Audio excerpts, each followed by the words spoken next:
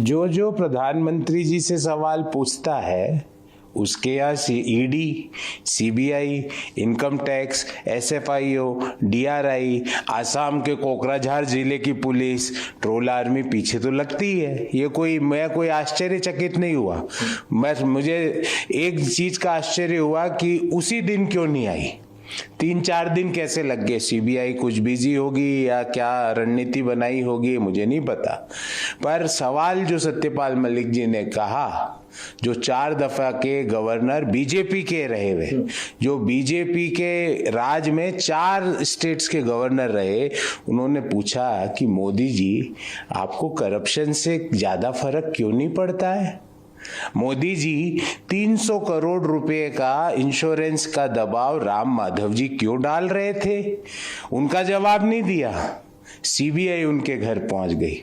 जो व्यक्ति सवाल पूछता है उसके घर ये जांच एजेंसियां पहुंच जाती है।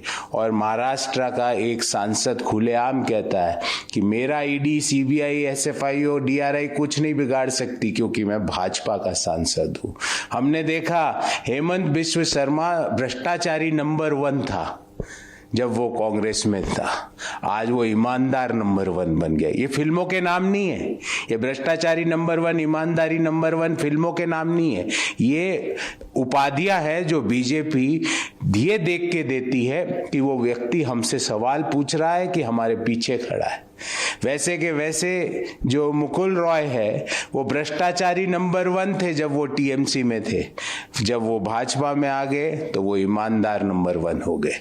वापस अब टीएमसी में चले गए तो वापस भ्रष्टाचारी नंबर 1 हो गए।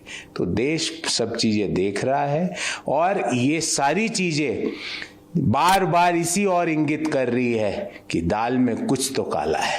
सर, अरविंद केजरीवाल कह रहे हैं डर के माहौल में, बट ही इज कावर्ड। नहीं, अरविंद केजरीवाल जी जो बोल रहे हैं, पर सत्यपाल मलिक जी ने जो सवाल उठाए, हम उन सवालों को प्रधानमंत्री जी से पुनः पूछना चाहते हैं कि प्रधानमंत्री जी आपको भ्रष्टाचार से इतना फर्क क्यों नहीं पड़ता है?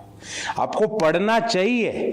आपके पार्टी का आदमी जो 4 राज्यों का गवर्नर रहा हुआ, जो जम्मू कश्मीर का गवर्नर रहा हुआ, वो आपके ऊपर खुला चैलेंज कर रहा है। आपके पार्टी का x general secretary Ram Madhav, जो संघ का जो मुख्य नंबर 3 नंबर 2 पे था, उसने वो खुले नाम लेके बोल रहा है कि राम माधव ने मेरे ऊपर दबाव डाला कि मैं रिलायंस को 300 करोड़ का इंश्योरेंस का काम दे दूं। तो क्यों राम माधव जी सवाल का जवाब नहीं देते? क्यों प्रधानमंत्री जी प्रेस वार्ता करके सामने नहीं आते? क्यों अभी तक हाथ पे हाथ धरे बैठे हैं? क्यों जांच एजेंसियां पीछे लगा दी? जो व्यक्ति सत्य की राह पे चलता है वो जांच एजेंसियों से नहीं डरता है। राहुल गांधी जी जैसे सत्य के राह पे चले, जांच एजेंसियों से नहीं डरे। मुझे उम्मीद है कि सत्यपाल मलिक जी ने भी जो सत्य की राह पकड़ी है वो जांच एजेंसियों के घबराहट में आके, डर में आकर कुछ भी अपने जो स्टेटमेंट्स है उसे वापस नहीं लेंगे। कि कांग्रेस, असम कांग्रेस को जिस तरीके से रिएक्ट करना चाहिए तो उस तरीके से रिएक्ट नहीं किया, बल्कि अपोजिट हुआ। वो असम की बेटी है।